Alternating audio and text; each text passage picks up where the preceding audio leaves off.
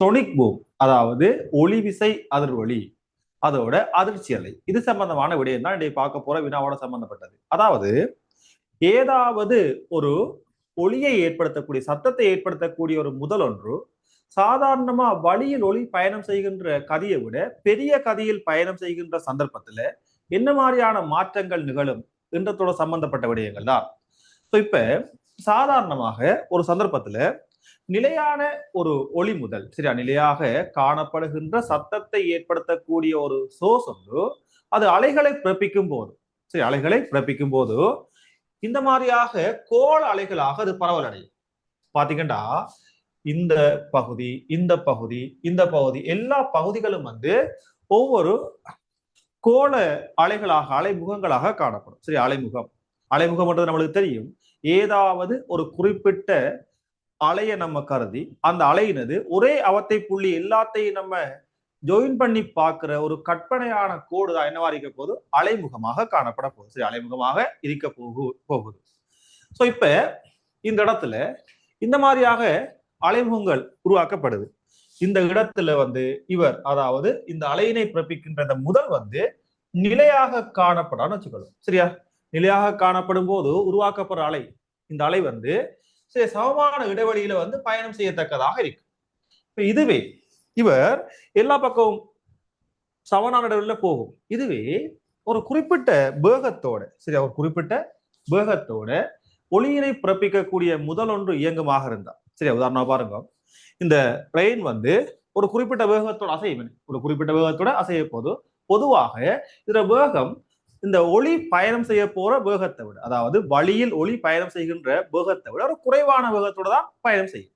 இப்ப இங்க இவர் வலப்பக்கமாக பயணம் செய்யும் போது இவரால் உருவாக்கப்படுகின்ற இந்த அலைகள் இருக்கு தானே, அலைமுகங்கள், இது என்ன மாதிரியாக இருக்குன்னு பாருங்க. இயக்க திசையில பாருங்க, இயக்க திசையில இந்த அலைமுகங்களுக்கு இடையிலான இடைவெளி என்ன செய்ய போது நெருக்கல் அடைய போதும். சரியா, இந்த இடைவெளி நெருக்கல் அடைந்த வண்ணம் செல்லும். இயக்கத்துக்கு எதிர் திசையில பாருங்க, இந்த அலைமுகம், இந்த அலைமுகம், இந்த அலைமுகத்துக்கு எந்த ஒரு அலைமுகத்தை எடுத்துக்கொண்டாலும் அந்த அலைமுகத்துக்கு இடையிலான அந்த இடைவெளி இருக்கு தானே, அது அதிகரிக்கும். சரியா, இந்த மாதிரியாக போகும். சோ தொடர்ச்சியாக அலையை பிறப்பித்த வண்ணம் போகும். இந்த அலைமுகங்களுக்கு பின்னாலதான் இந்த ரயில் காணப்படும். இதுவே ஒரு விமானம் ஒன்று எடுத்துக்கொள்ளும். ஒரு விமானம் ஒன்று இயங்குது. சரியா, விமானம் செல்ல போற கதி வழியில் ஒளியின் கதியை விட சிறியதாக இருக்கும் சந்தர்ப்பத்துல இந்த மாதிரியான அலைக்கோளம் பிறப்பிக்கப்படும். சரியா, ஏற்கனவே ரெயினுக்கு சொன்ன மாதிரி தான் இந்த மாதிரியான ஒரு அலைக்கோளம் உருவாக்கப்படும். இதுவே அது பெரிய கதியோடு, சரியா, மீயொலி கதியோட போகுதுன்னா, மீயொலி கதியோடு சொல்லும் போது, மீயொலி கதியண்டா, மீ என்ற வார்த்தை நம்ம தமிழ்ல பயன்படுத்துறது ஒரு குறிப்பிட்ட விடயத்தை விட பெரியது என்றத சொல்றதுக்காக பயன்படுத்திக் கொள்ளும். சோ மீயொலி கதியோடு சொல்லும் போது வழியில் ஒளியின் கதியை விட அவரோட கதி பெரிய பெருமான உடையது. சோ அந்த மாதிரி பெரிய பெருமான உடைய கதியோட செல்லும் சந்தர்ப்பத்தை நம்ம கருதுவமாக இருந்தா அந்த சந்தர்ப்பத்துக்கு எந்த மாதிரி வரும், அது பிறப்பிக்கின்ற அலைமுகத்தை தாண்டியதாகத்தான் யார் இயங்குவார், அவர் இயங்குவார். சரியா, இந்த மாதிரியாக இயங்க போகுது பாருங்க. இந்த இடத்துல இவரால் உருவாக்கப்படுகின்ற அலைமுகங்களை தாண்டியதாக இயங்க பாத்தீங்கன்னா உலகம். சோ அந்த தருணத்துல உருவாக போற இந்த அலைமுகங்கள், சரியா, என்ன வடிவாக இருக்கு, இந்த மாதிரியான ஒரு கூம்பு வடிவாக உருவாக்கப்படுது. சரியா, இவரால் உருவாக்கப்படுகின்ற அலைமுகங்கள் தான் இது. இந்த அலைமுகங்களை தாண்டியதாகத்தான் யார் இயங்குகிறார், இவர் இயங்குகிறார். காரணம், இந்த அலைமுகங்கள், அலையானது வழியில் ஒளியின் கதியில பயணம் செய்யும். அதை விட பெரிய கதியில தான் யாரு பயணம் செய்வார், இந்த அலையினை பிறப்பிக்கக்கூடிய இந்த விமானம் பயணம் செய்யும். அதனால அதை தாண்டியதாக, முன்னோக்கியதாக போகும். இந்த தருணத்துல உருவாக போற இந்த கூம்பு வடிவத்தை நம்ம சொல்லிக் கொள்வோம் மச் கூம்புன்னு சொல்லுவோம், மச் கூம்புன்னு சொல்லிக் கொள்வோம். சரியா, சோ இந்த மாதிரியான கூம்பு வடிவதாக உருவாக்கப்படும். சோ இப்படி உயர் வேகத்தோட போகும்போது, சரியா, உயர் வேகத்தோட போகும் சந்தர்ப்பத்தை எடுத்துக்கொள்றேன். இதுல நம்மளுக்கு நேரே ஒரு அலையை பிறப்பிக்கக்கூடிய முதல் வருது பாரவர். சரியா, அலை சேரப்போற கதியை விட குறைவான கதியில வந்தாருண்டா நம்மளுக்கு கிட்ட பெஸ்டா வர போறது அந்த அலையாகத்தான் இருக்கு. ஏன், அலையினது கதி பெரியது. சரியா? அந்த முதலினது கதி சிறியது. ஆக நம்மளை பெஸ்டா வந்து அடைய போறது அலையாக இருக்கு.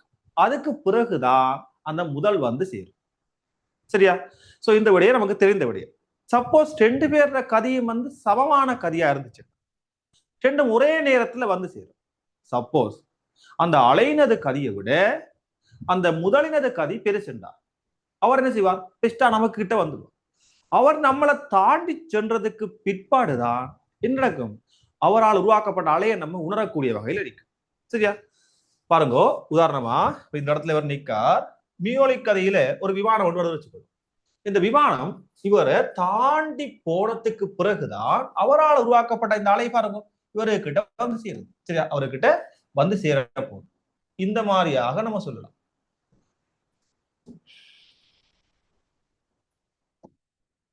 சரியா? இங்க இருந்து ஒரு மீயொலி கதையில விமானம் ஒன்று வருது, இவரால் உருவாக்கப்படுறது இந்த கூம்பு வடிவானதாக காணப்படுது. சோ அவர் இவரை தாண்டி சென்ற பிற்பாடு என்ன செய்யறார்? இவருக்கிட்ட அந்த அலை வருது. ஆக இவர் அந்த விமானத்துல சத்தத்தை கேட்கும் அந்த தருணத்துல இவரை தாண்டி ஒரு குறிப்பிட்ட தூரம் என்ன செஞ்சிருப்பார்? அந்த விமானம் போயிருக்கு. அந்த அலையை உருவாக்கியது ஒரு குறிப்பிட்ட தூரம் அந்த பக்கமா நகர்ந்திருப்பார். சரியா? இப்ப இதோட சம்பந்தப்பட்ட ஒரு வினாதான் நம்ம இன்னைக்கு பார்க்க போறது. சரியா? இப்ப நம்மளோட 16வது பேப்பர் எடுத்துக்கொள்ளுங்க. அந்த 16வது பேப்பர்ல இருக்கிற எஸ்ஏ கேள்விய ஆரம்பத்துல பார்த்துட்டு வரும். எஸ்ஏ கேள்வியை முடிச்சதுக்கு பிற்பாடு அடுத்த வினா. சரி, அடுத்த வினாவை பார்ப்போம். அதாவது எம்சிக்யூட சம்பந்தப்பட்ட சில கேள்வி 4 எம்சிக்யூ நினைக்கிற அந்த பேப்பர்ல அந்த வினாக்களை நம்ம பார்ப்போம்.